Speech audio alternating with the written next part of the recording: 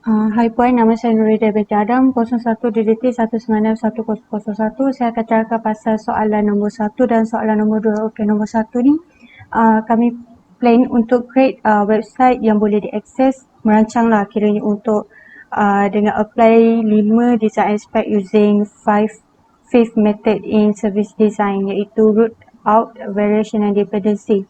So dia punya each aspect tu ialah service, tools, architecture, process and measurement. Okey, untuk yang service ni, kami akan memberikan perkhidmatan berkualiti untuk semua pengguna dan kami juga akan menilai dari segi tahap kemampuan dan kebersanan mereka itu dalam keupayaan mereka lah. Okey, untuk yang tools pula, kami akan mengurus dan menyediakan multi system. So kepelbagaian lah boleh pakai, dia fleksibel. Kira nanti pengguna dia tak akan mengalami kesulitan ketika menggunakannya. Okay, untuk yang architecture pula, kami akan membuat penambahbaikan dan membuat reka bentuk yang merujuk kepada keperluan dan konsep yang ada seperti Shadowman at Golden Rules. Okay, untuk yang proses, kami akan menyelesaikan tugas yang telah diamanahkan kepada pasukan kami secepat yang mungkin dengan hasil yang berkualiti dan profesional. Untuk yang measurement, apa yang kami ukur dalam benda ni seobjektif lah kan.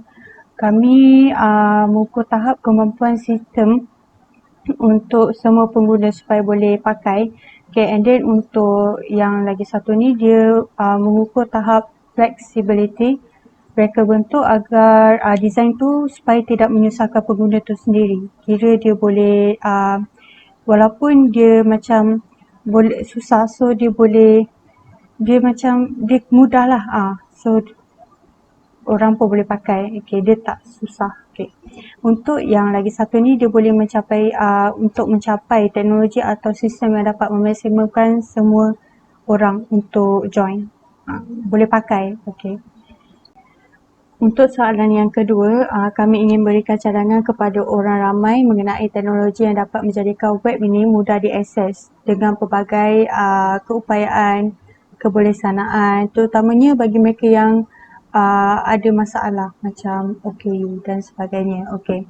Untuk yang pertama, blind people. Okay. Blind people ni kami suggest dua way. Yang pertama dengan menggunakan Braille e-book reader ataupun yang lagi satu finger reader. Okay, Braille e-book reader ni dia macam teknologi tu contohnya macam phone. Okay, phone tu kita letak dekat dalam macam kalau ada macam buku lah. Okay, kita letak je dekat situ dekat paparan skrin yang macam ni, dokumen ni letak je kat situ, nanti dia automatically akan keluar macam bintik-bintik untuk orang buta yang baca tu. Okay, untuk yang kedua pula finger reader. Okay, finger reader ni senang saja. Finger reader ni dia berbentuk cincin. Okay, dia macam just kita kalau macam dokumen kita just tunjuk saja. Okay, nanti dia akan tolong bacakan. Okay, untuk yang kedua pula hearing impairments, untuk yang pekak, kami suggest dia untuk menggunakan alat bantuan pendengaran. Okay, di mana kami akan menyediakan ni untuk macam sama dengan konsep sewa lah. Tiba masanya kena pulangkan balik. Okay. Kalau untuk yang mobility impairment pula, kami akan menyediakan fasiliti yang selayaknya. Macam contoh, orang OKU, so tandas OKU. Okay, kalau macam cashier lah, kat cashier nak bayar scan ke apa kan, dia punya make sure kan naik kursi roda tu kena muat lah lalu kat situ. Okay, kalau ada laluan nak naik ke atas ke kan, diorang tak boleh naik tangga, so ada laluan nak menyusun naik ke atas. Okay, kalau untuk yang macam nak QR code ke, kita kena tahu macam tak kena ada low physical effort lah macam nak capai tu, so dia tak payah nak berdiri, paksa dia berdiri apa semua. Okay. Nama saya Nama Zata Siti Aisyah binti Makta dan nombor pendaftaran saya 01 DDT 19F1239. Okey, saya akan jawab soalan B. Satu contoh yang kami pilih ialah digital pen. Because digital pen ni dia bukan pen biasa, dia bukan dia bukan pen yang hanya boleh ditulis atas kertas, tapi dia boleh bertukar bertukar kepada digital pen. Dan boleh digunakan kepada semua orang. Dia fleksibel untuk semua orang, antaranya orang buta, orang pekak, orang OKU. Pen ni juga boleh scan to detect readings like finger reader. Dia juga boleh record activity such as CCTV and access.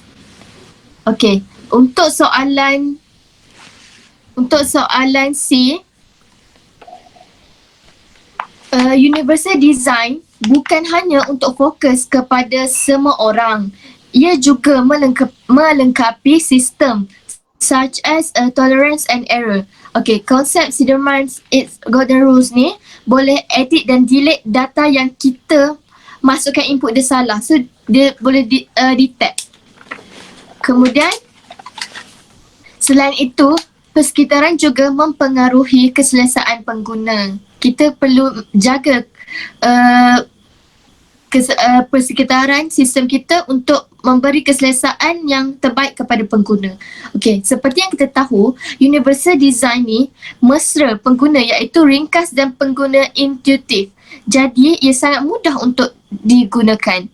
Okey, in conclusion, universal design has been mistakenly described as a search for a one-size-fits-all designs. Okey, untuk universal design juga mendorong para pereka untuk mempertimbangkan kebolehan pengguna.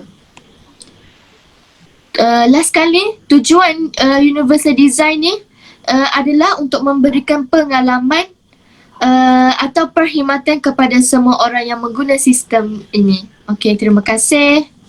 Assalamualaikum dan selamat sejahtera tu Puan Hafizah. Nama saya Nur Kalika Berdizaini dan nombor pendaftaran saya 01D19F1151. Okey, saya akan bentang tentang part saya iaitu jawapan D. Okey, seperti yang kita tahu, wabak COVID-19 melanda seluruh negara termasuklah Malaysia.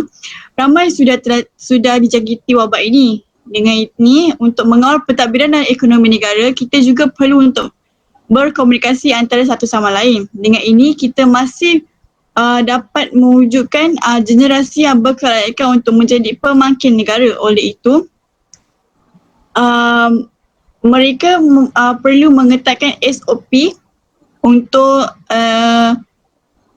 semua orang agar mereka dapat melakukan aktiviti seharian. Dengan ini, institusi juga perlu mematuhi SOP dan memikirkan cara meneruskan proses pembelajaran mereka. Seperti gambar di atas, ini menunjukkan institusi bilik kuliah sedang dibina.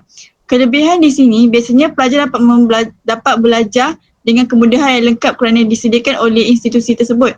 Kerana wabak ini berlaku di seluruh negara, mereka mengalami kekurangan jaringan data seperti rangkaian atau internet untuk melaksanakan proses pembelajaran.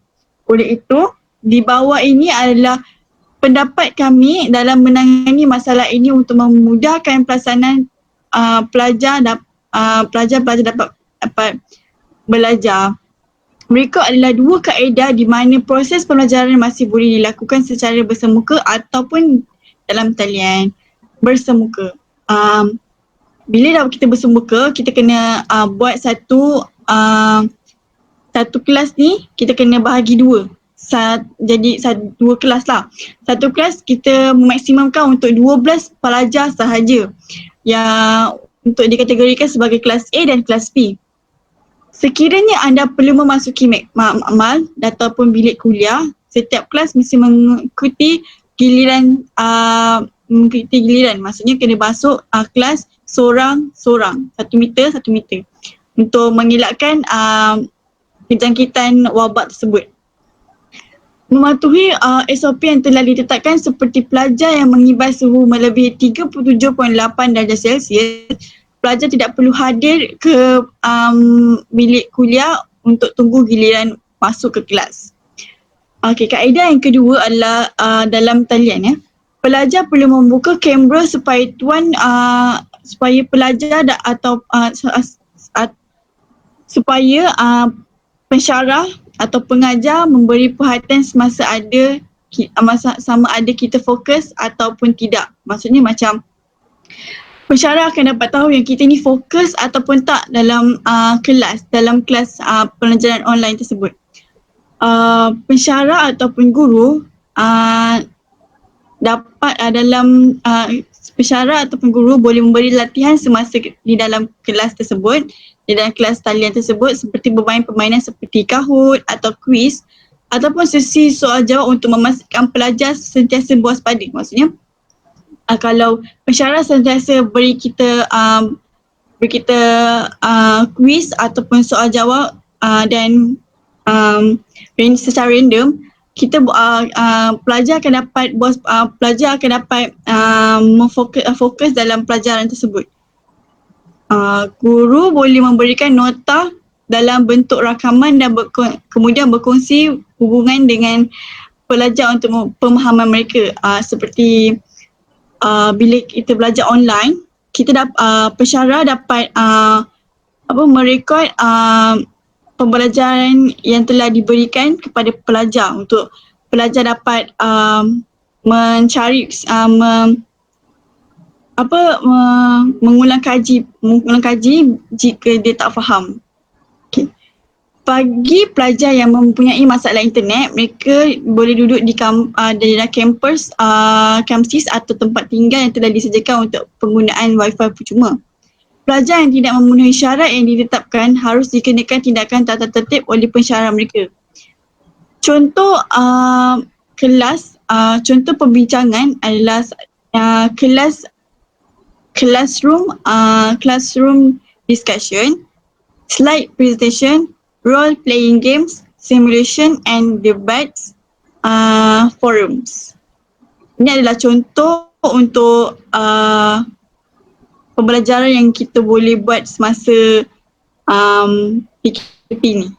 Okay, itu saja daripada saya.